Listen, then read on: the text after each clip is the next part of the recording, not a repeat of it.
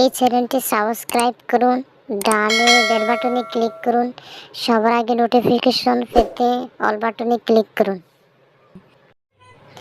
আজকে একটি ছন্দে ছন্দে কবিতা। আজ সবাই মিলে পার্কে, রোদটা ছিল হালকা, হাসির সুরে ভরে গেল চারদিকের তালটা। ফুলের গানের মনটা ভরে পাখির গানের সুর, দোলনায় দোলে হেসে বেড়ায়, নেই কোনো বিভোর।